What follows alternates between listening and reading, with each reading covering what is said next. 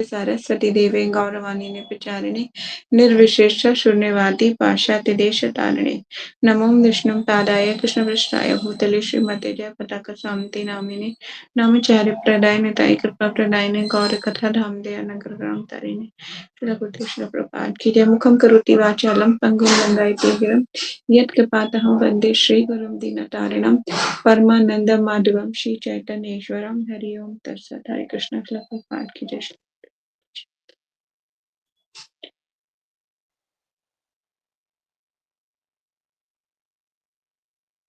हरे कृष्णा। तो आप लोग अपनी बुक्स निकाल लीजिए।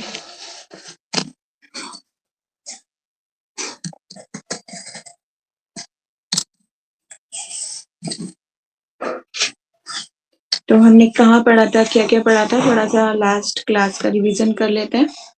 ठीक है। तो प्रभुपाद जी जो है अब अपने जो एक प्रोग्राम हुआ था सैन फ्रांसिस्को में बॉल रूम का, जहाँ पर काफी लोग आए थे, और फिर उसके बाद जो है एक मतलब क्लब टाइप का था जिसमें सब लोगों ने मिलके कीर्तन किया था, है ना। और अलग अलग टाइप के लोग थे, अलग अलग संप्रदाय के लोग थे।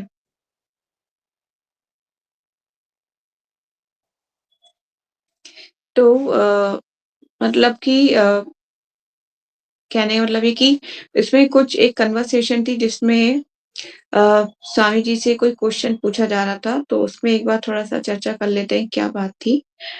तो स्वामी जी प्रभुपाद जी से किसी ने क्वेश्चन किया, तो उस व्यक्ति ने क्षण भर सोचा और बोल उठा, कृष्ण ईश्वर है। मतलब एक जो वहां पर आया था उसने प्रभुपाद जी से क्वेश्चन किया था कि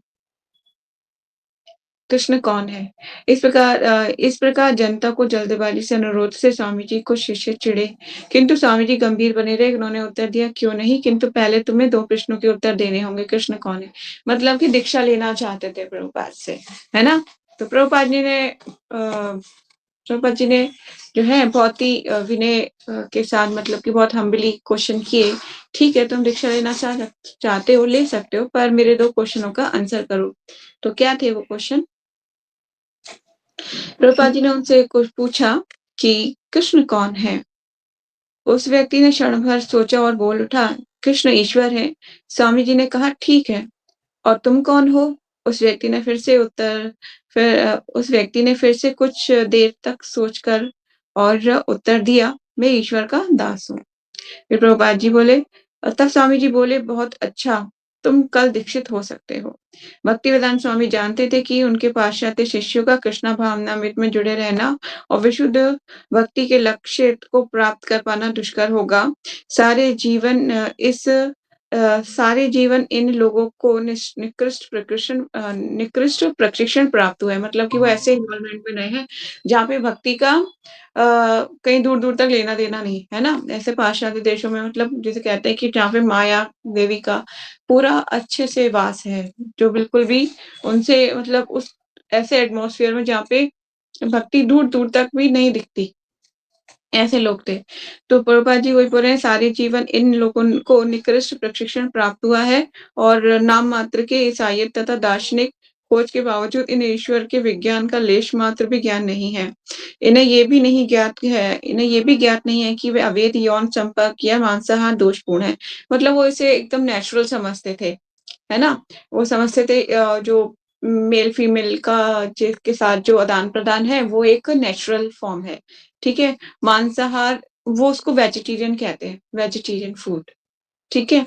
तो मतलब इस तरह से जो है, मतलब आज भी देखिए, मैं जहाँ तक इंडिया के जानती हूँ, तो इंडिया में जो लोग ऑनियन गार्लिक खाते हैं, वो बोलते हैं कि this is vegetarian food, right, है ना। पर हम उसको वेजिटेरियन नहीं मानते, उसको हम मांसाहार मानते हैं। शास्त्रों की दृष्टि से भी वो मांसाहार है। ठीक है। लेकिन ज्यादातर लोग से क्या कहते हैं, जैसे वेजिटेरियन फूड, जमीन में उगा हुआ है, ऐसा उसको बोलते हैं। ठीक है, दिस इज नॉट वेजिटेरियन। तो अलग-अलग दृष्टिकोण है उस पर। यद्यपि बताने पर उन्होंने इसे स्वीकार कर लिया था, ये मुक्त भाव से हरे कृष्ण का कीर्तन करते हैं, तो भी फिर इन्हें कैसे अस्वीकार कर सकता हूँ। प्रभुपाद जी ने बोला कि फिर भी मेरा जो मैंने इनको जो रूल्स रेगुलेशन बताए, फिर भी वो पूरा करने का पालन कर रहे हैं और इतनी ही वो इतना ही कर रहे हैं, तो फिर भी मैं उन्हें कैसे अस्वीकार करूँ? इस तरह से प्रभुपाद जी ने उन लोगों को प्रति आदान-प्रदान किया। ठीक है? तो आज के हम कॉन्टेक्स्ट में वापस आ जाते हैं। इसमें कीर्तनानंद जो कुछ बता रहे हैं कि कैसी मेंटालिटी लोग बाहर जाके खा रहे हैं डिसाइपल, दीक्षित के बाद भी बाहर जाके मालपुआ खाना उन्हें अत्यंत पसंद आ रहा है। बाहर जाके क्या करते थे वो कॉफ़ी पीना और मालपुआ खाना पसंद करते थे भक्तगण। आगे चलते हैं, क्या होता है? श्रील प्रभुपाद की जय। पेज नंबर 120 है, जिनके पास बुक है प्लीज़ आप निकाल लीजिए। हिंदी की बुक पेज नंबर 120। शुरू करते हैं। श्रील प्रभुपाद श्रील गुरुदेव की जय। प्रातः तथा संध्याकालीन कीर्तनों में हेट ऐश्वरी का राधा कृष्ण मंदिर पहले ही काफी लोकप्रिय बन चुका था। कौन सा मंदिर? हेड ऐश्वरी का राधा और कृष्ण मंदिर, याद रखिएगा इसको। पहले ही काफी लोकप्रिय बन चुका था, किंतु जब भक्तों ने प्रतिदिन निःशुल्क भोजन वितरित करना प्रारंभ कर दिया, तो यह मंदिर समुदाय का अखंड अंग बन गया।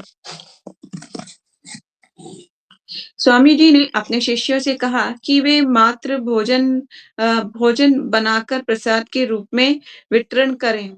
दिन में उनका यही एकमात्र कार्य होगा। वे प्रातःकाल भोजन तैयार करेंगे और दोपहर में जो भी आएगा उसे भोजन देंगे। कभी-कभी हेड ऐश्वरी की सड़कों के 150 से 200 तक हिप्पी आ जाते थे। मतलब इतने लोग आके प्रसाद पाना शुरू कर दिया था उन लोगों ने। काफ़ी संख्या में। प्रातःकालीन कीर्तन के पूर्व लकड़ियाँ स्टोर फंड में सॉरी प्रातःकालीन कीर्तन के पूर्व लड़कियाँ स्टोर फ्रंट में दलिया बनाती और कलेवा के समय तक उन हिप्पियों से कमरा भर जाता। वे जो रात भर जगे रहते। कुछ के लिए तो कई दिनों के बाद मिलने वाला वे अन्न तथा फल का पहला ठोस आहार होता। किंतु मुख्य कार्यक्रम तो दोपहर का भोजन होता। मालती बाजार जाती और यथासंभव दान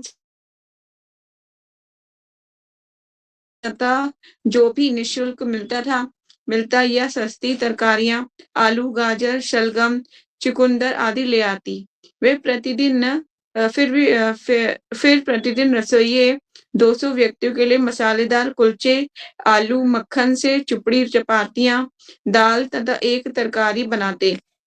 वे दोपहर का भोजन इसीलिए संभवतः हो पाता क्योंकि अनेक व्यापारी हिप्पियों को खिलाने के लिए स्वीकृत उद्देश्य के लिए दान देने के लिए राजी थे। ठीक है। हर्ष रानी दोपहर के भोजन कार्यक्रम के कारण हिप्पी हिल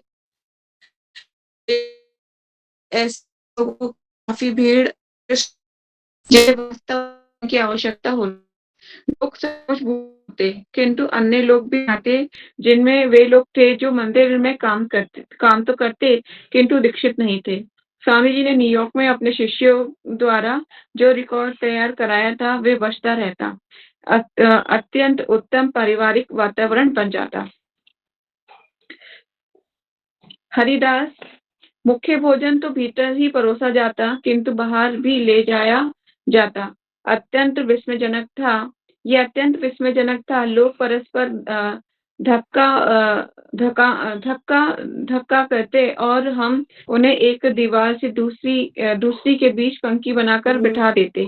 उनमें से अधिकतर लोग हो जाते हैं। में इससे अन्य सारे स्टोर लेकर रॉक रिकॉर्ड तक की सारी वस्तुएं बेचते कि हमारा क्योंकि हम कुछ भी नहीं, हम तो लोगों को मुफ्त दे रहे हैं। हम हर व्यक्ति को स्वागत करते, हम शोर शराबे तथा का को एक प्रकार का आश्रय दे रहे थे। इस मामले में ये एक अस्पताल था। मेरे विचार लोगों की सहायता की जाती और शायद अनेकों को बचाया भी जाता। कहने का मतलब है कि में जो इसका लाइक अ हॉस्पिटल है ना, आत्माओं का एक हॉस्पिटल है जिसमें क्या होता है, इलाज होता है। माधुरी कैसे? आपकी आवाज इस ब्रेक भौतिक हो रही है। संसार की आसक्ति होती है। मेरी आवाज़ ब्रेक हो रही है? हरे कृष्णा। यस माता जी। अलमारी में एक नेटवर्क तो आ रहा है ना, चेक कर लेती हूँ, 1 सेकंड। ठीक है।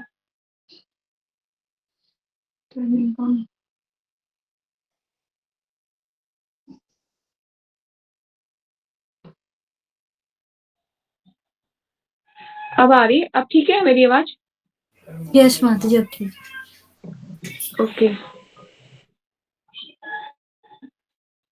तो मैं बोल रही थी कि जो हॉस्पिटल जिसको कहते हैं, तो इस्कॉन जो है, एक हॉस्पिटल का ही कार्यक्रम कर रहा है।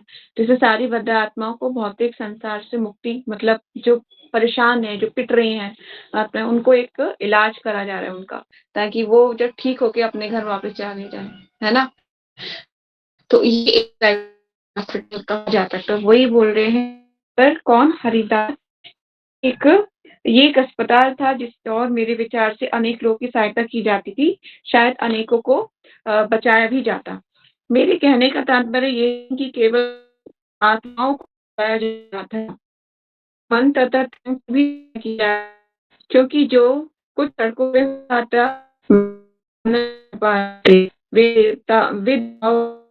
की विपुल मात्राओं की और बात कर रहा हूँ, हस्तक्षेप के कारण वेदना के पात्र और भटकता लड़खड़ाते हुए बच्चे, ऐसे बहुत से लोग आते थे हिप्पीज, जो प्रसाद के लिए आते थे, और प्रसाद क्या शुद्ध बनाता है, ठीक है, पकता है।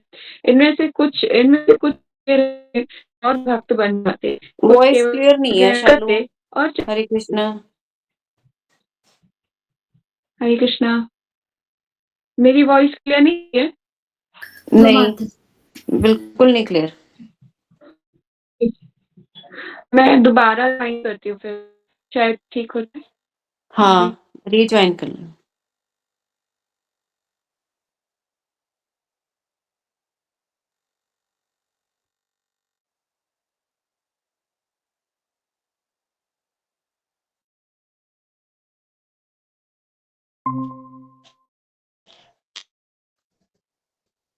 हरे कृष्णा। अब ठीक है? अब ठीक है। ओके। इनमें से कुछ रुके रहते और भक्त बन जाते, कुछ केवल प्रसाद ग्रहण चले जाते। नित्य ही असामान्य घटती, स्वामी जी इनका अवलोकन करते और उनमें भाग लेते। दोपहर के भोजन का ये कार्यक्रम उन्हीं का विचार था। प्रभुपाद जी का ये कहना था कि प्रसाद कभी बंद नहीं होना चाहिए, प्रसाद हमेशा ऑन रहना चाहिए। तो ये प्रसाद एक कहानी मैं आपको और सुनाती हूँ। लास्ट ईयर मैं मायापुर गई थी, तो हम मायापुर पहुँचते-पहुँचते इतना लेट हो गया था कि प्रसाद सुबह से कुछ नहीं खाया था, तो भूख लग रही।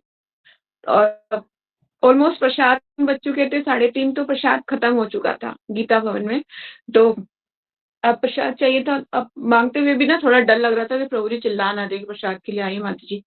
तो मैं पीछे की बैक डोर से गई, क्योंकि ना मैं बहुत वो सब बोलते हैं आप बहुत ब्रेव हो, ऐसे ही घुस जाते हो सब जगह। मैंने नहीं प्रसाद के लिए तो हम जा सकते हैं, है ना? हम थोड़ी नहीं कुछ और कार्य के लिए जा रहे हैं। तो फिर मैं चली गई। माता जी रो मत जाओ, वहाँ प्रभु जी डाँटेंगे।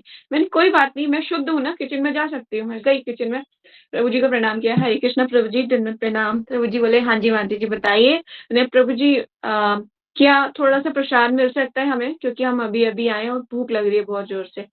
तो प्रभु जी बोले, हाँ, कितने चाहिए प्लेट बताओ? मैंने प्रभु जी सिर्फ़ 2 प्लेट चाहिए। और प्रभु जी ने उस प्लेट में ढेर सारे चावल और 2 चपातियाँ, ढेर सारी सब्ज़ी, दाल सब कुछ ऐसे भर के दे दिया। फिर हम जब प्लेट्स लेके रूम में आए, तो ठाकुर जी को बहुत थैंक यू बोल रहे थे। मैं कहा थैंक यू भगवान, आपकी कृपा से भोजन मिला। कहने का मतलब ये है कि प्रसाद जो है भगवान की कृपा हमेशा ही प्यूरिफ़ाई करता है, और भगवान इतने दयालु हैं कि हर जगह अरेंजमेंट करके रखते हैं। और प्रभुपाद जी का ये आदेश है कि कोई भी मतलब प्रसाद कभी रुकना नहीं चाहिए। तो मायापुर में आपको हर टाइम पे प्रसाद मिलेगा, लेकिन फ्री प्रसाद जो है बहुत उसके लिए हमें पता करना पड़ता है कहाँ मिल रहा है। और जहाँ तक होता है पेट प्रसाद होता है, जहाँ तक पॉसिबल होता है, जैसे गदा भवन है, गीता भवन है और सुलभ किचन है, सब जगह पे पेट प्रसाद होता है। कहीं-कहीं होता है जो फ्री ऑफ कॉस्ट होता है, वो खिचड़ी होती है जनरली, खिचड़ी। क्योंकि खिचड़ी क्या होता है ईज़िली टू सर्व होती है, जल्दी-जल्दी बाँटी जाती है ना? तो वो फ्री प्रसाद में वो मिलता है। तो कहने का मतलब ये है कि हमें प्रसाद मिल गया था और हमने फ्री में प्रसाद पाया ढेर सारा। और प्रसाद जो है मतलब भगवान इतने दयालु हैं कि हमें मतलब टाइम नहीं था प्रसाद का पर हमें मिल गया फिर से। तो आगे चलते हैं तो कभी भी अगर प्रसाद की ज़रूरत होती है तो हम उसकी याचना कर सकते हैं। ये नहीं सोचना चाहिए मेरी नाक कट जाएगी, मैं फ्री का प्रसाद पाऊँगी। इस तरह से नहीं सोचना चाहिए। प्रसाद के लिए ऑलवेज़ भी आप मतलब स्पष्टली पूछ सकते हो। कोई इसमें ऐसा नहीं है कि आप छोटे हो जाओगे बात करने में या फिर क्या कहेंगे सब लोग कि माँगने आ गई, कुछ नहीं। ऐसा अगर आप सोचोगे तो और आप ऑफेंस कर बैठोगे। प्रसाद के लिए हम्बली स्वीकार कीजिए, माँगिए। अगर प्रसाद तो हमेशा माँग के भी खाना चाहिए ना, कोई भी अगर नहीं भी देता है तब भी माँग के खाओ। प्रसाद के लिए कभी भी ऐसा नहीं सोचना चाहिए कि क्या कहेंगे मुझे लोग। ठीक है, आगे चलते हैं। जो लोग अधिक रुचि रखते तथा प्रश्न करना चाहते थे, आध्यात्मिक मनोवृत्ति वाले वे स्वामी जी से उनके कमरे में मिलते। उनमें से कई वियतनाम युद्ध से या जो कुछ भी हो रहा था उनसे चिंताग्रस्त होकर आते। यथा कानून की गड़बड़ी, नशीली दवाओं के बुरे अनुभव, पाठशाला या परिवार से संबंध विच्छेदन के कारण। ठीक है? सैन फ्रांसिस्को में जिस प्रकार तरुणों की बाढ़ आ रही थी, उसमें आम जनता अत्यंत चिंतित थी और इस परिस्थिति के कारण लगभग अनियंत्रित सामाजिक समस्या उत्पन्न हो रही थी। पुलिस तथा सामाजिक कल्याण कार्यकर्ता स्वास्थ्य समस्याओं एवं निकृष्ट जीवन परिस्थितियों को लेकर विशेष रूप से हेड एशबरी क्षेत्र में अत्यधिक चिंतित थे। कुछ मध्यम वर्ग के लोगों को भय था कि हिप्पी अपना पूर्ण आधिपत्य न जमा ले। स्थानीय अधिकारियों ने स्वामी भक्ति वेदांत के मंदिर द्वारा प्रदत्त सेवाओं का स्वागत किया और अब नागरिक नेताओं ने हेड ऐश्वरी के इस संकट का सामना करने के लिए एक परिषद बनाने की बात चलाई और उन्होंने स्वामी भक्ति वेदांत को उसमें सम्मिलित होने की प्रार्थना की। माइकल बेवेन भक्ति वेदांत में भक्ति के माध्यम से लोगों को विशेषता स्प्रिड हीरोइन एलएसडी से पीड़ित लोगों को विमुख कराने की विलक्षण योग्यता थी। मतलब प्रभुपाद ने ऐसे लोगों को छुड़ा दिया ऐसा नशा जो मतलब जीते जी नहीं छूटता। मतलब इतने पागल रहते हैं कि एक उनको एक कह लीजिए कि एक हुड़क कहते हैं ना वो उठती है, खाने के लिए जैसे कि अब नशा करना है, तो मतलब उनकी सेंसेस जो है ज़ोर मारती है कि नहीं कर लो, कर लो। इसी तरह से ये कोई आसान कार्य नहीं है, प्रभुपाद जी कोई साधारण नहीं थे, है ना? तो ये मत सोचने की भूल कीजिएगा प्रभुपाद इज़ ऑर्डिनरी मैन, वो कभी भी साधारण नहीं थे प्रभुपाद जी, असाधारण व्यक्तित्व क्योंकि प्रभुपाद जो है गोलोक से आए थे, उद्धार करने के लिए। हरिदास, ब्रह्म मुहूर्त में पुलिस अपनी पेंडी पेंडी पेंडी वैगन लेकर पार्क के बीच से गुजरती और पार्क में सोए हुए भगोड़े किशोरों को पकड़ लेती। फिर वे उन्हें घेर कर उनके घरों में वापस भेजने का प्रयास करती। इन हिप्पियों को इस प्रकार की सहायता अपेक्षित थी और उन्हें इसका पता था। राधा कृष्ण मंदिर निश्चित रूप से आध्यात्मिक आश्रम था। किशोरों को पता चल गया था कि वे भाग रहे थे, सड़कों पर रह रहे थे। उन्हें कोई ऐसा स्थान नहीं मिल रहा था जहाँ वे जाएं, विश्राम करें और लोग उन्हें क्षति न पहुंचाएं। वास्तव में अनेक किशोरों का एक झुंड इस मंदिर पर टूट पड़ता और मैं सोचता हूँ कि इससे अनेक जानें बचाई गई थीं। यदि हरे कृष्ण आश्रम न मिलता तो ना जाने कितनी और दुर्घटनाएं होती। ऐसा लगता था मानो युद्ध भूमि में कोई मंदिर खुल गया हो। इस स्थान पर ऐसा करना सबसे कठिन था, किंतु ये वे स्थान था जहाँ इसकी सबसे अधिक आवश्यकता थी। यद्यपि स्वामी जी को ऐसी स्थिति से निपटने का कोई पूर्व अनुमान न था, किंतु उन्होंने कीर्तन के माध्यम से आश्चर्यजनक परिणाम प्राप्त किए। कीर्तन आश्चर्यजनक था, जिसमें इसने खूब काम किया। मतलब जो हरिनाम था, हरिनाम ने बहुत ही मतलब प्यूरिफिकेशन का काम किया, पवित्र करने का। हरिनाम तो हर सिचुएशन में प्योर करता है ना? तो ये कलयुग के लिए एक माया के खिलाफ एक ऐसी मतलब तलवार है, जो अगर चली तो मतलब माया का नाश कर देगी। लेकिन बस दिक्कत ये है कि लोग इसे स्वीकार करें सबसे पहले। लोग इसको एक्सेप्ट नहीं करना चाहते। बहुत, बहुत, बहुत, बहुत रेयर। अब देखिए ना कितना मुश्किल है, कितना प्रचार कार्य करना आसान काम है? बहुत मुश्किल है। किसी को भक्त बनाना हो, फिर भक्त अ, स्टार्टिंग की उसको स्टार्टिंग से जैसे कि किसी पौधे को एकदम सुरक्षित रखा जाता है, कहीं कुछ हो ना जाए, कोई कीड़ा उस पर अटैक ना कर ले, कुछ ना कर ले, ऐसा सँभाल के रखा जाता है उस भक्त को, बहुत ध्यान रखा जाता है। उसकी सारी आप क्वेश्चन्स के आंसर आपको करने पड़ेंगे, सब कुछ उसका ध्यान रखना पड़ेगा। चाहे उसका कैसे भी मनोवृत्ति है, उसको सुधारने के लिए आपको उसको गाइड करना पड़ेगा। This is not easy job, बहुत, बहुत टफ होता है, ठीक है? तो इसी तरह से हरि नाम जो है, हरि नाम के द्वारा प्रभुपाद जी ने उनको एक ऐसा इन्वायरमेंट दिया, एक मंदिर दिया, जिसके द्वारा वो आ सकते थे और वहाँ पे रह सकते थे और प्रसाद पा सकते थे। उनकी चेतना शुद्ध होती गई। जिन-जिन लोगों को आध्यात्मिक जिज्ञासा होती प्रभुपाद से मिलते और प्रभुपाद जी उनकी आध्यात्मिक जिज्ञासा को सॉल्व करते, कोई भी जिज्ञासा क्यों ना हो। चलिए आगे चलते हैं। अम, एव अ, एविलान के 5,000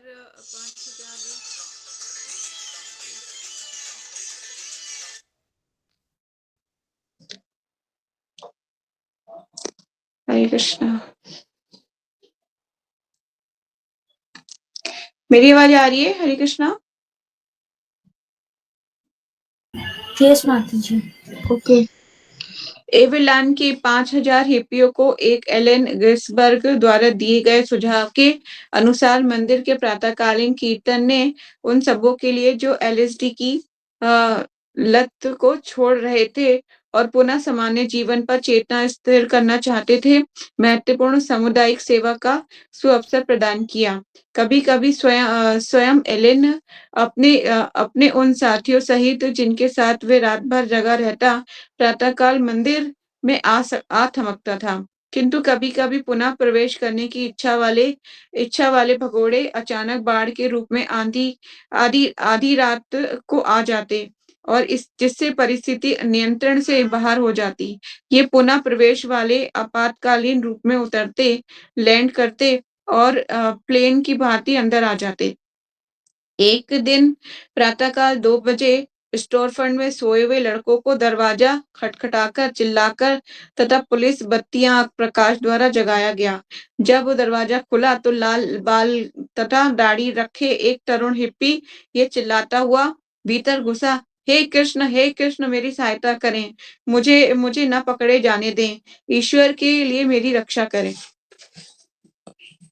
ये एक पुलिस वाला अपना सिर दरवाजे के अंदर करते हुए अ, एक पुलिस वाला अपना अपना सिर दरवाजे से अंदर करते हुए हँसा और बोला, अ, "हमने इसे यहाँ से ही ले यहाँ हमने इसे यहाँ से ही लाना उचित समझा, क्योंकि हमने सोचा शायद तुम लोग इसकी सहायता कर सको।"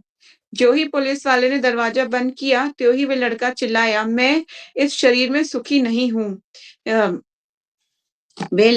वह बड़े जोश से कीर्तन करने लगा और डर के मारे अत्यधिक पसीना आने से उसका रंग सफेद पड़ गया।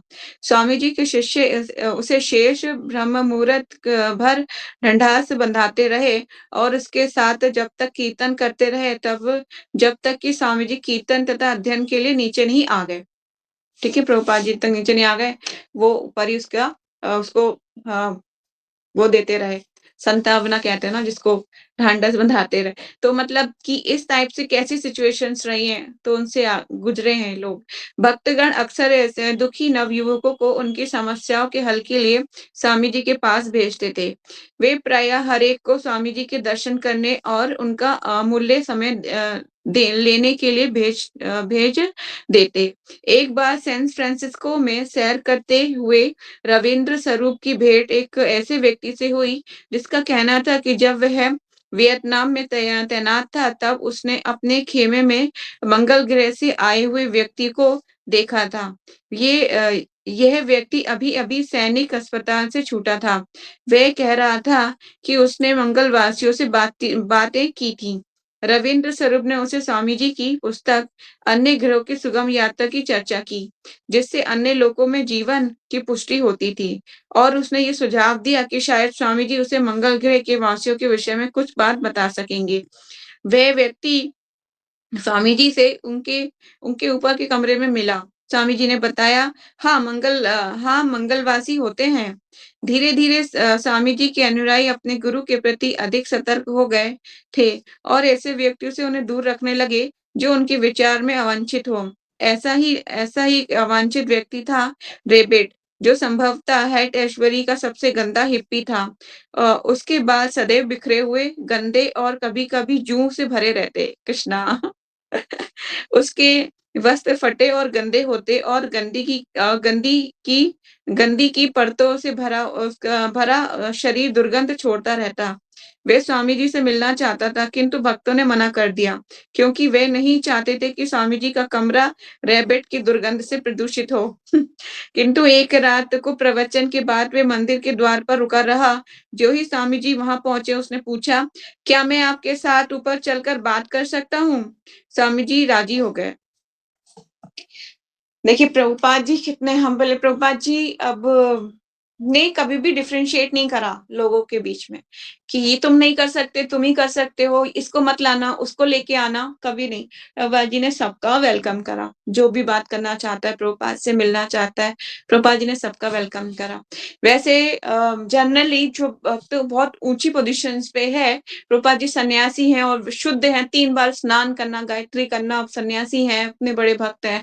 फिर भी प्रभुपाद जी ने मतलब अपनी उस पोजीशंस को नया देखते हुए लोगों नीचे उतर के क्या किया, इन लोगों को शुद्ध बनाने के लिए मध्यम वर्गीय कहते हैं कि प्रभुपाद जी कुछ ऐसा होता है जो भक्त कहते हैं ना महाभागवत परमहंस जो सिद्धि होती है, उत्तम अधिकारी जो होते हैं, कभी-कभी मध्यम अधिकारी की पोजीशंस पे आके उद्धार करते हैं लोगों का।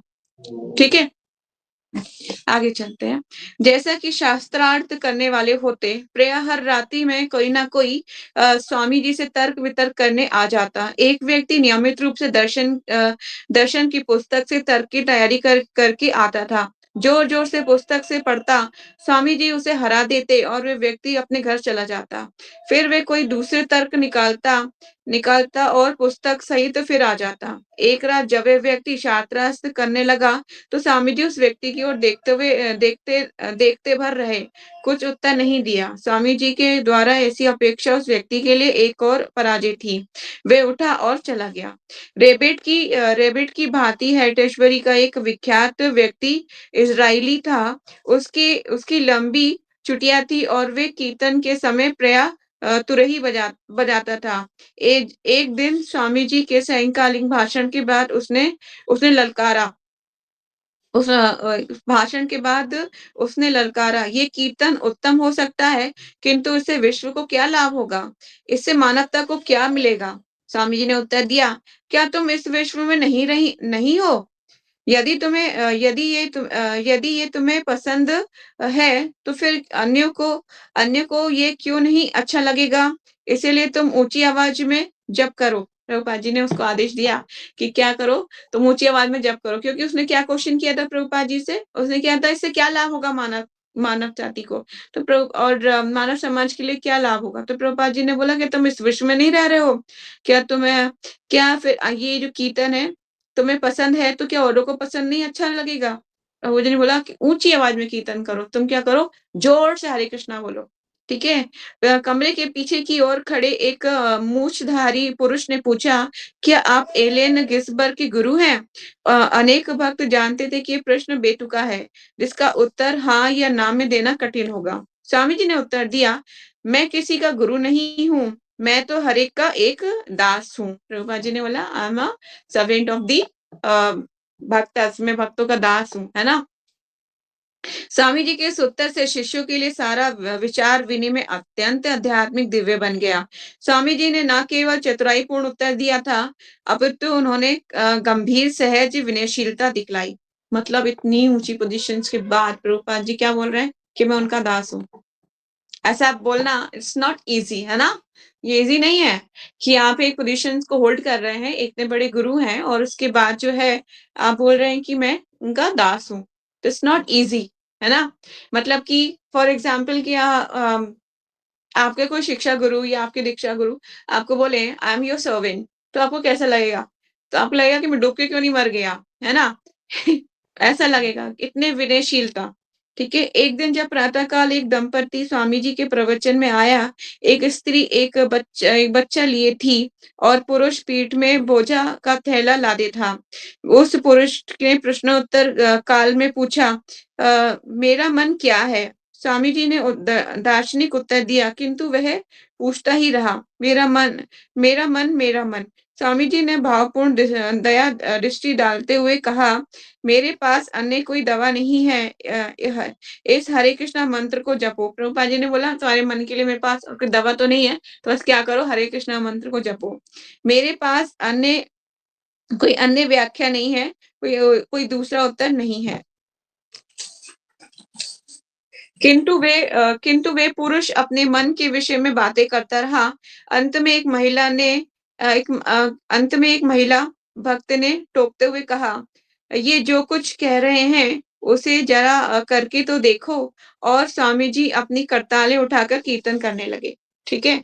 तो इस तरह से अनेक-अनेक लोग आते। एक दिन शाम को व्याख्यान के बीच ही एक लड़का ये चिल्लाते हुए अंदर आया कि हेड स्ट्रीट में दंगा मच रहा है। स्वामी जी को चाहिए कि वे तुरंत वहाँ चलकर भीड़ को संबोधित करके सबको शांत करें।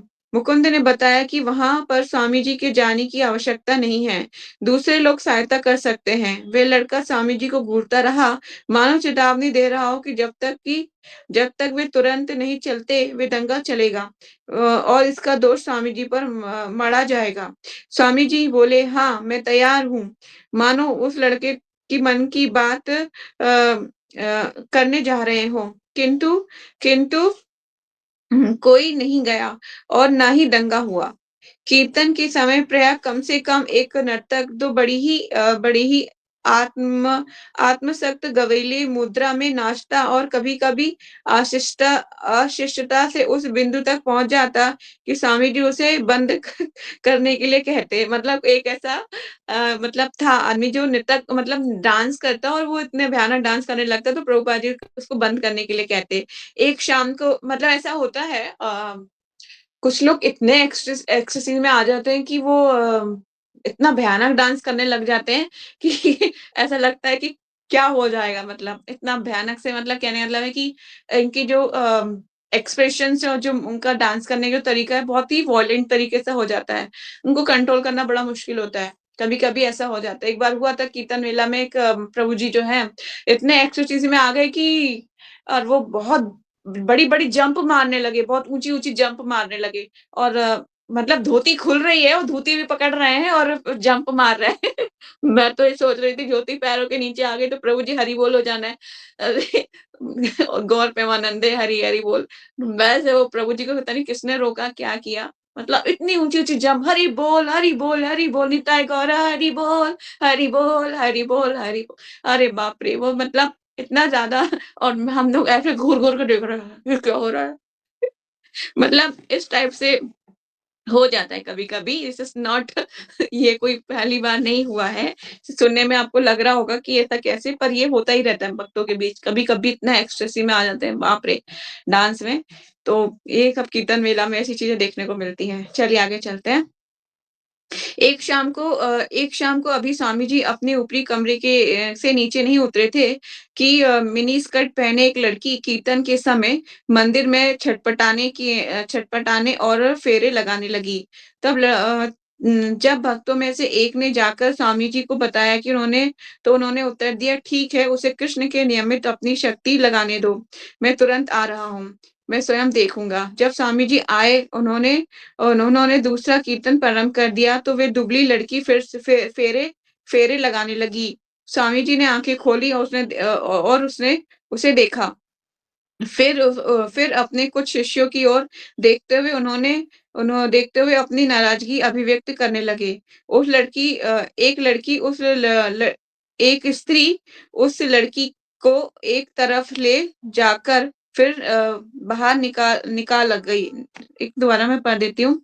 एक स्त्री उस लड़की को एक तरफ ले जाकर बाहर निकाल आई। निकाल मने निकल निकाल गई।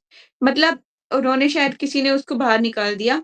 कुछ समय बाद वे लड़की स्लेकस एक प्रकार का तंग पजामा पहने पुनः लौट आई और अधिक संयमित ढंग से नाचने लगी। स्वामी जी मंच पर बैठे भरे हॉल को प्रवचन दे रहे थे। एक मोटी लड़की जो खिड़की के पास बैठी थी, सहसा उठ खड़ी हुई और उसने चिल्लाकर बोली, क्या आप वहीं बैठे रहेंगे? अब आप क्या करने जा रहे हैं? नीचे आइए। क्या आप कुछ बोलने वाले हैं? आप क्या करने वाले हैं? आप कौन हैं? उसका व्यवहार इतना आकस्मिक था और वाणी इतनी आक्रामक थी कि मंदिर के किसी भी व्यक्ति ने कोई उत्तर नहीं दिया। स्वामी जी क्रोध रहित शांत बैठे रहे। हाँ, उन्हें पीड़ा अवश्य प्रतीत हो रही थी। उसके पास बैठे भक्तों ने अ, उन्हें अपने आप दबी आवाज में ये कहते हुए सुना, ये घोर अंधकार है।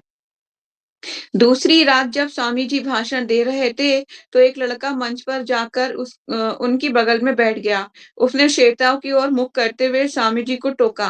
अब मैं कुछ कहना चाहूँगा। मतलब ये एक इंसिडेंट है, एक और हुआ था, प्रभुपाद जी के पास एक आके बैठ गया, तो वो प्रभुपाद जी बोल रहे हैं, तो बोले, "नहीं, मैं कुछ कहना चाहता हूँ।" प्रभुपाद जी आगे क्या कहते हैं, सुनिए। ये बहुत इंटरेस्टिंग है, ध्यान से सुनिएगा। अब मैं कुछ कहना चाहूँगा। स्वामी जी ने विनम्रतापूर्वक कहा, "कक्षा समाप्त होने तक रुको, तब प्रश्न होंगे।" उस लड़के ने कुछ मिनट तक मंच पर बैठे-बैठे प्रतीक्षा की और स्वामी जी व्याख्यान देते रहे। किंतु लड़के ने पुनः टोका, "मुझे कुछ कहना है। मुझे जो कहना है उसे कब कहना चाहूँगा।" श्वेताओं में बैठे भक्तों ने ये सोचते हुए कि किसी प्रकार की अशांति उत्पन्न करना ठीक नहीं और स्वामी जी इस स्थिति से निपट लेंगे। आश्चर्यचकित होकर ऊपर देखा, उनमें से किसी ने कुछ नहीं किया, वे चुपचाप बैठे रहे। वे बालक उठ-पटांग बकता रहा। स्वामी जी ने अपनी करतालें उठाई और कहा, "अच्छा, अब कीर्तन करें।" ये बालक पूरे कीर्तन उसी तरह उसी स्थान पर बैठे, कभी पागल की तरह और कभी डरावने रूप में स्वामी जी को देखता रहा। कीर्तन आधे घंटे के बाद बंद हो गया। स्वामी जी ने अपनी प्रथा के अनुसार एक सेब के कई टुकड़े किए। उन्होंने अपने दाएँ हाथ में सेब का टुकड़ा तथा काटने वाला चाकू लिया और उस लड़के की ओर बढ़ाया। लड़के ने पहले स्वामी जी को देखा, फिर सेब तथा चाकू को। कमरा शांत था। स्वामी जी स्थिर बैठे रहे और लड़के पर कुछ-कुछ हँस रहे थे। एक लंबे तनावपूर्ण क्षण के बाद वे लड़का उठा और जो ही उसने स्वामी जी के खुले हाथ में सेब का टुकड़ा लिया, श्वेताओं को राहत की साँस ली। प्रभुपाद जी ने क्या किया, उसको बोलने की उसकी इच्छा होती मतलब होता है ना वाचो वेगम, वेग उठ रहा था बोलने का। तो क्या हुआ उस प्रभुपाद जी ने सेब लिया, उसे काटा, उसे खिलाते रहे, उसको चुप रखने के लिए इसकी अपना मुँह बंद रखे और प्रभुपाद जी अपना कीर्तन करते रहे, लेक्चर देते रहे। मतलब इस तरह से प्रभुपाद जी ने उन्हें टॉलरेट किया, इतना सहन किया उन लोगों को। तो ये ईज़ी नहीं है, बहुत मुश्किल है इसको इतना सहन कर पाना। प्रभुपाद जी ने कितना सहन किया है, ठीक है? और कोई होता तो उसको कहते निकाल बाहर कर दो इसको, है ना? या प्रभुपाद जी सिलेक्ट करते कि मैं इन्हीं को अंदर आने देना, इसको नहीं आने देना। तो कितना मतलब प्रभुपाद जी ने कितना सहन किया है, इतना आसान नहीं है प्रचार कार्य बहुत डिफ़िकल्ट है, बहुत मुश्किल है। ठीक है ना? तो आगे चलते हैं क्या होता है हरिदास। मैं देखा करता था कि स्वामी जी परिस्थितियों को किस प्रकार सँभालते थे। ये आसान नहीं होता था। मेरे लिए तो ये उनकी शक्तियों की तथा उनकी सूझबूझ की वास्तविक परीक्षा होती थी कि किस प्रकार इन लोगों से निपटा जाए। उन्हें उत्तेजित या अलग-अलग करके और मुसीबत ना बुलाई जाए, आदि। यदि वे उनकी शक्ति को इस प्रकार मोड़ते कि उसे जानने के पूर्व वे शांत हो जाते। ठीक उसी तरह जैसे पुचकारने से रोता बालक चुप हो जाता है। शब्दों से ये सब करने का स्वामी जी का अपना तरीका था। वे अपनी वाणी के उतार-चढ़ाव से तथा अपने धैर्य से कुछ काल तक जो जैसा चाहता सोचने देते और करने देते। मेरा अनुमान है कि उन्होंने इसका भान था कि भक्तगण ये नहीं जान सकते थे। सुनिए, आप सब मंदिर में आकर इस प्रकार के आचरण नहीं कर सकते। ये अत्यंत नाजुक परिस्थिति थी। प्रिया कोई ना कोई कहता मैं ईश्वर हूँ, वे अपनी नशीली दवाओं से अंतर्दृष्टि या व्योमोह प्राप्त करते रहते। वे अपनी बात आगे-आगे कहना चाहते, वे चाहते थे कि उनकी बात सुनी जाए और ऐसे ऐसे लोगों का स्वामी जी पर क्रोध आप महसूस कर सकते हैं। कभी-कभी वे प्रेरित होकर कवि की भांति बोलते, किंतु ऐसा अधिक देर तक ना चलता। और उनका बोलना अनाप-शनाप बन जाता। फिर स्वामी जी ऐसे व्यक्ति ना थे जो लोगों को केवल शांत करते, वे उन्हें दुलारने वाले ना थे। दुलारने वाले ना थे। वे कहा करते कि क्या कर रहे हो? यदि तुम ईश्वर हो, तो तुम्हें सर्वज्ञ होना चाहिए। तुम में ईश्वर के लक्षण होने चाहिए। क्या तुम सर्वज्ञ एवं सर्वशक्तिमान हो? फिर अवतार या ईश्वर होने के लिए जिन लक्षणों का होना आवश्यक है, क्या वे उन्हें गिनाने लगते। ये युक्ति द्वारा सिद्ध कर देते कि वे व्यक्ति गलत है और वे उत्कृष्ट ज्ञान से युक्त थे और उन्हें युक्ति द्वारा बताते। यदि तुम ईश्वर हो, तो क्या वह यह कर सकते हो? क्या तुम्हारे पास ऐसी शक्ति है? प्रभुपाद जी ना डायरेक्ट नहीं बोलते, प्रभुपाद जी जो है उन्हें ईश्वर के गुण बताते कि अगर ईश्वर के पास ये गुण है कि तुम्हारे पास हैं, जिस तरह से हम ये कहते हैं कि अ, अगर आप कृष्ण हो तो क्या आप अपनी छोटी उँगली अपने लेफ्ट हैंड की छोटी उँगली के अपनी लिटिल फिंगर के जो ऊपर नाखून है उसपे गिरिराज जी को धारण कर सकते हो या आप एक ही ईंटी उठा के दिखा दो। मतलब इस तरह से जो है तर्कों के द्वारा प्रभुपाद जी उनको डिफीट करने का प्रयास करते। ठीक है? कभी-कभी लोग इसे चुनौती के रूप में ग्रहण करके स्वामी जी से वंग्य युद्ध वाग्य युद्ध करने का प्रयास करते। तब श्वेताओं का ध्यान अव्यवस्था फैलाने वाले उस व्यक्ति की ओर मुड़ने लगता। कभी-कभी ये अत्यंत कठिन होता। मैं वहाँ बैठे-बैठे सोचा करता कि स्वामी जी उस व्यक्ति से कैसे निपटेंगे। ये व्यक्ति तो सचमुच एक समस्या है, किंतु स्वामी जी को हराना कठिन था। यदि वे किसी व्यक्ति को आश्वस्त ना भी कर पाते, तो कम से कम भीड़ के अन्य लोगों को आश्वस्त कर ही देते थे। जिससे कमरे का वातावरण बदल जाता था और वे व्यक्ति शांत हो जाता था। स्वामी जी श्वेता को ये देखकर जीत लेते कि ये व्यक्ति जो कुछ कह रहा है, इसके विषय में स्वयं कुछ भी नहीं जानता। वे व्यक्ति भी कमरे के बदलते स्वर पहचान लेता और जान जाता कि श्वेतागण उसकी दलीलों को ना तो सुन रहे हैं, ना ही उस पर विश्वास कर रहे हैं और इस प्रकार व्यक्ति चुप हो जाता। इस तरह स्वामी जी व्यक्ति को नहीं अपितु श्वेताओं को उनसे विलग कर लेते। वे व्यक्तियों को आघात पहुँचाए बिना ही ऐसा कर सकते थे। वे अपनी श्रेष्ठ बुद्धि से ही ऐसा करते, किंतु साथ ही प्रचुर दया भी दिखलाते। जब मैंने उन्हें ऐसा करते देखा, तो मैंने अनुभव किया कि वे एक महान शिक्षक, एक महामानव थे। उनमें ऐसी संवेदना थी कि किसी व्यक्ति को शारीरिक या मानसिक आघात ना पहुँचे, ताकि जब वह बैठ जाए और चुप हो जाए और हार या क्रोध के कारण ऐसा ना करे, उससे आघात ना पहुँचे। फिर वे सिर्फ़ स्वामी जी की बुद्धि द्वारा पराजित हो जाए। मतलब प्रभुपाद जी जो हैं, बहुत ही विनम्रता के कारण और बहुत ही ऐसे सटीक उत्तर देते थे लोगों की प्रॉब्लम्स का, ताकि उनके हृदय को भी चोट ना लगे और उनकी समस्या का समाधान भी हो जाए। ठीक है? तो हम पढ़ लेते हैं थोड़ा-सा और अभी टाइम है। एक दिन प्रातः स्वामी जी ने कहा, हम लोग 6:30 बजे घूमने चलेंगे, मतलब अब मॉर्निंग वॉक की तैयारी शुरू हो चुकी है। 6:30 बजे घूमने चलेंगे, तुम मुझे पार्क तक अपनी मोटर कार तक ले जा सकते हो? कई भक्त उनके साथ-साथ गोल्डन गेट पार्क की स्टोव झील तक गए। तब उस पार्क से भली-भाँति परिचित थे। अतः स्वामी जी को झील के चारों ओर के दर्शनीय स्थलों में फिर पुल के ऊपर फिर जंगल के घिरे रास्तों से और एक छोटे से नाले से होकर इस आशा से ले गए कि उन्हें प्रकृति की सुंदरता पसंद आएगी। स्वामी जी जो कुछ देखते, उसे शास्त्रों की दृष्टि से देखते और वह सामान्य समस्या सम सम और उसे सामान्य से सामान्य वस्तुओं पर उनकी जो टीका-टिप्पणी होती, वे दिव्य उपदेश से पूर्ण होती।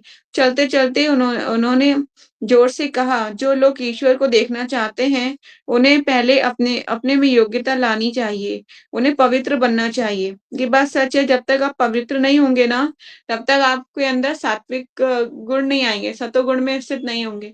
और जब आप सतोगुण में स्थित नहीं होंगे, तो भगवान की जो भक्ति है, वो करने में आप पूरी तरह तत्पर नहीं होंगे। बुद्धि जो है तमोगुण में प्रवेश कर जाएगी। है ना?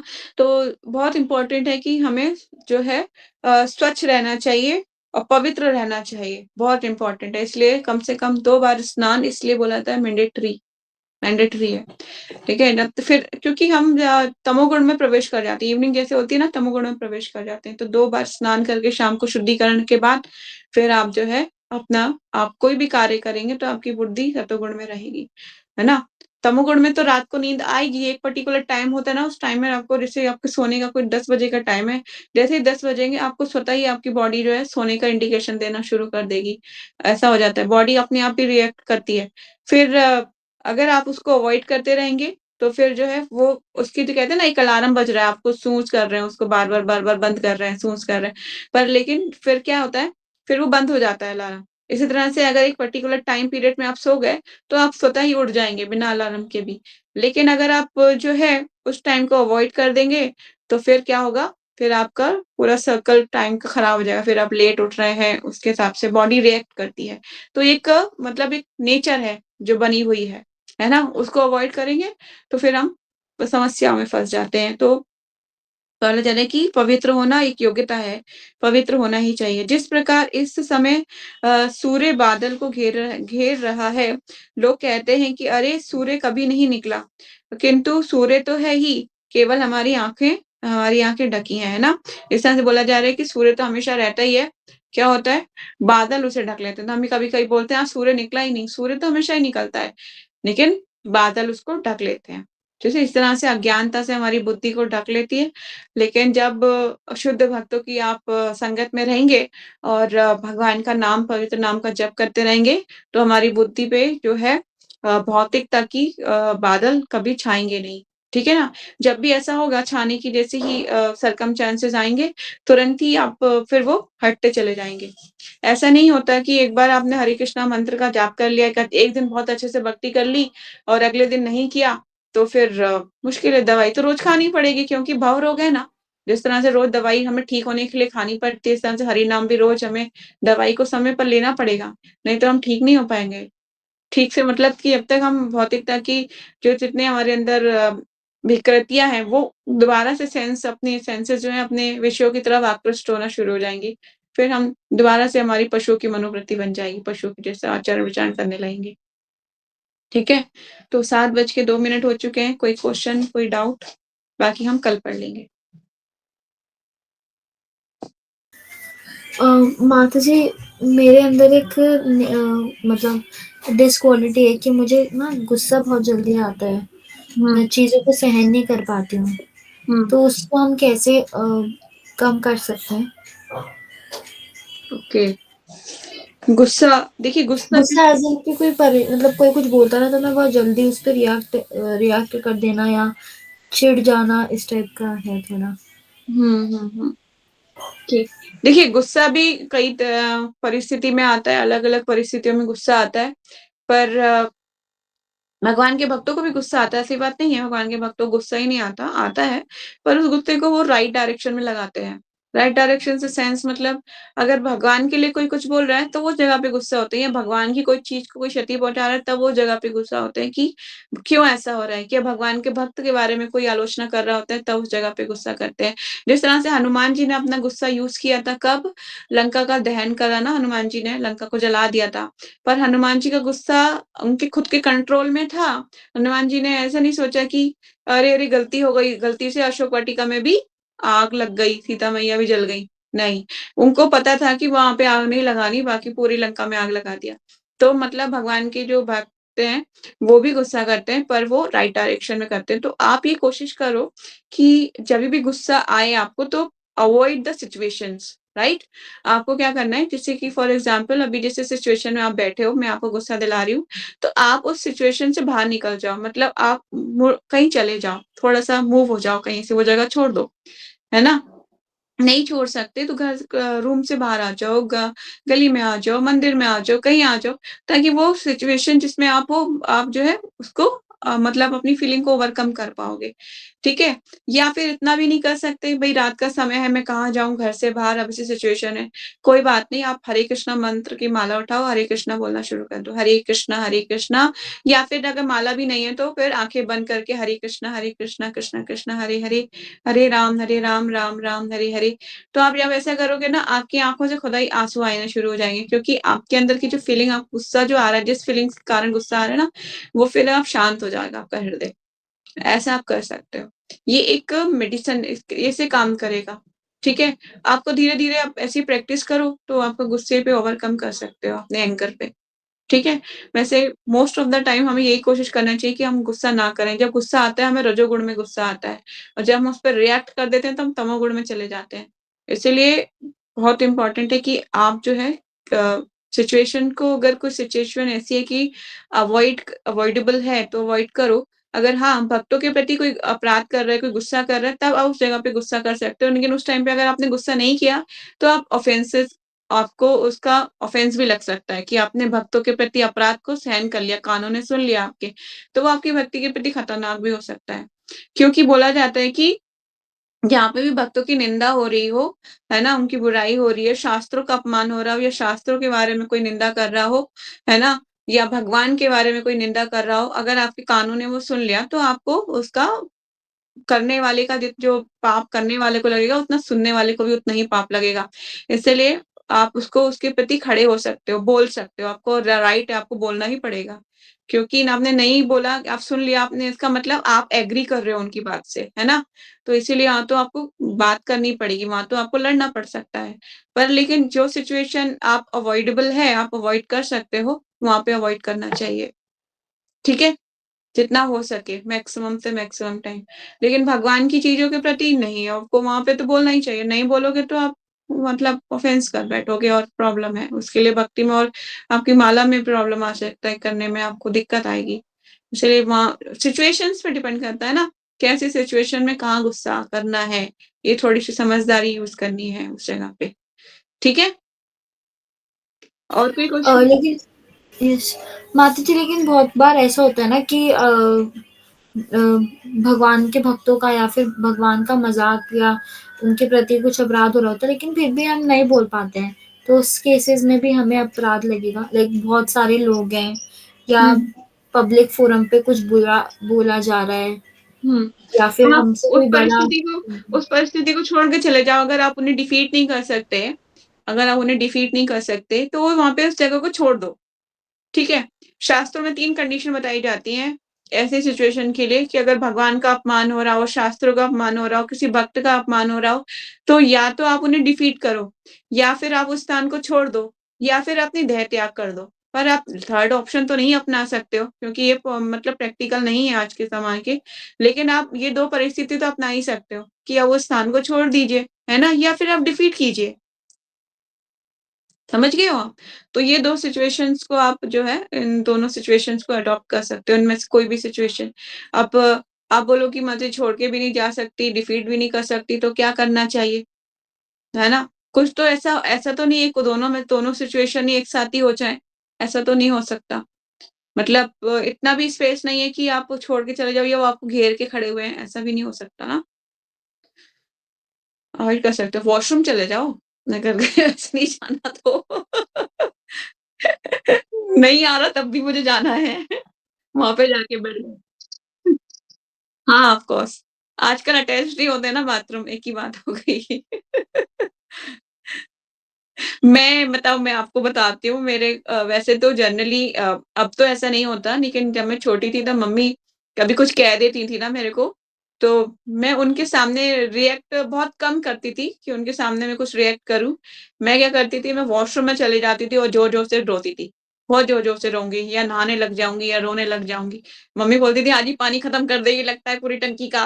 मैं कहती हूँ, "हाँ, हाँ, बाहर से आवाज़ आ रही है, हाँ, हाँ, सारा पानी मैं ही खत्म करूँगी, आप फ़िक्र मत करो, सुबह किसी को पानी नहीं मिलेगा।" मतलब इस तरह से मैं बहुत रोती थी बाथरूम में जाके या फिर मैं रज़ाई के अंदर मुँह करके सर्दी होती थी तो रज़ाई के अंदर बिल्कुल बंद कर लेती थी रज़ाई चारों तरफ से और अंदर मुँह करके रोती थी। मतलब मैं अपने आँसू नहीं दिखाती थी। बहुत कम ऐसा होता था जब पापा मनाने आते थे तब बोलती थी, "हाँ, मम्मी को नहीं समझाते हो आप, है ना? मम्मी ऐसे बोलती है मेरे को।" तो मतलब कि मम्मी बोलती खाना नहीं खा ले बेटा, खाना खा ले, खाना खा ले। नहीं, मैं नहीं खाऊँगी आज मम्मी ने मेरे को बहुत मारा है, नहीं खाऊँगी। नहीं, नहीं बेटा खा लो, खा लो। पापा बड़े प्यार से समझा के खिलाते थे खाना। देखो मम्मी ने यहाँ मारा मुझको, देखो यहाँ मारा मम्मी ने। मतलब इस टाइप से मतलब मैं अवॉइड मतलब मैं मुँह ढुक के मतलब सो जाना या ब ब रज़ाई के अंदर रोना या फिर छत पे रोना या फिर बाथरूम में रोना, इस तरह से अलग-अलग मैंने ना अपने ठिकाने बना रखे थे कि मुझे कहाँ जाके रोना है। या फिर टंकी के ऊपर चढ़ जाना, वहाँ पे रोना जय और वीरू जैसे मर जाऊँगा, गिर जाऊँगा। इस टाइप से मतलब मैं नौटंकी तो नहीं करती थी चिल्ला-चिल्ला के पर हाँ, मैं मुझे अकेले रहना बड़ा पसंद था कि एकांत में। और जिस दिन घर में कोई नहीं होता था मैं उस दिन भगवान की बड़े अच्छे से पूरा घर को स्वच्छ करती थी, धुलाई-वुलाई, सफाई-वफाई करके फिर अगरबत्ती जला के भगवान के प्रति भगवान फिर मैं भगवान को सुनाती थी फिर। आज ऐसा हुआ, ऐसा हुआ, ऐसा हुआ या मंदिर जाती थी तो मैं मम्मी की शिकायत लगाती थी भगवान से। भगवान आप कुछ कहते नहीं हो मम्मी को, ऐसा-ऐसा करती है मेरे साथ। मतलब इस तरह से इनोसेंटली मतलब मैं भगवान से मम्मी की सारी शिकायतें लगाती थी। मम्मी बोलती थी बुआ को कि ये ना मेरी शिकायत भगवान विष्णु से करती है ये भी क्योंकि मैं थर्सडे को मम्मी फास्ट रखती थी, तो विष्णु भगवान ना बहुत अट्रैक्ट करते थे मुझे शुरू से बचपन से। तो मुझे भगवान का ना वो क्षीर सागर में सोना वाला पोज़ बहुत पसंद है। तो तो मैं भगवान से शिकायत लगाती थी, तो मम्मी बोलती थी, "आज ये भगवान से शिकायत करती है।" तो बुआ बोलती थी, "ये तो बड़ा खतरनाक है। भगवान से शिकायत लगाती है। किसी और से करे तो चलो बच भी जाओगी, भगवान से शिकायत लगाए तो कभी बचोगी नहीं।" भगवान तो सीधा मतलब कहने का बात है कि आप जो है सिचुएशंस को अवॉइड कीजिए। आप अलग-अलग जैसे मैंने बताया कितने सारे ऑप्शन बताए, इनमें से कोई भी आप अडॉप्ट कर सकते हैं। हाँ, आपका हृदय भर आता है, कभी-कभी ऐसी सिचुएशंस होती है कि फैमिली मेंबर्स कुछ बोल दें या कुछ बोल दें तो हमारा हृदय उसको अडॉप्ट नहीं कर पाता, उसको सहन नहीं कर पाता। आप जो है कीर्तन सुनिए मस्त कान में लगा के एयर लगा लीजिए अपने ईयरफ़ोन्स और जोरदार कीर्तन सुनिए और डांस कीजिए। मुझे नहीं लगता फिर कोई एंगर या कोई दुःख रह जाएगा। ऐसा पॉसिबल है क्या? नहीं है। मुझे याद है जब मेरे को ऑफ़िस से इतनी एंग्ज़ायटी होती थी, ऑफ़िस में कोई बात हो जाया करती थी, तो जब मैं लौट के आ रही होती थी, तो मैं मेट्रो में 2 घंटे का टाइम होता था, मतलब नोएडा से दिल्ली इधर आने घर तक आने का। तो मैं पूरे टाइम जो है अपने कान में लगा के जोरदार सुनती हुई आती थी। तब तो मैं मटीरियल सॉन्ग सुनती थी, पर लेकिन घर आते-आते मैं भूल भी जाती थी कि क्या हुआ था, फिर मैं सोचती थी आज मैंने क्या-क्या किया ऑफ़िस में, क्या-क्या टारगेट था मैं भूल गई। नेक्स्ट डे जाती थी सब नॉर्मल, कुछ प्रॉब्लम नहीं, कोई दिक्कत नहीं। तो मतलब कहने का मतलब ये है कि सिचुएशंस को ओवरकम करने के लिए अलग-अलग तरीके अडॉप्ट किए जा सकते हैं, ठीक है ना? तो यही वाइंड अप करें, एनी मोर क्वेश्चन? नो? चलिए, ठीक है। तो लाइव स्ट्रीम को बंद कर दीजिए। हो गया लाइव स्ट्रीम बंद हो गया?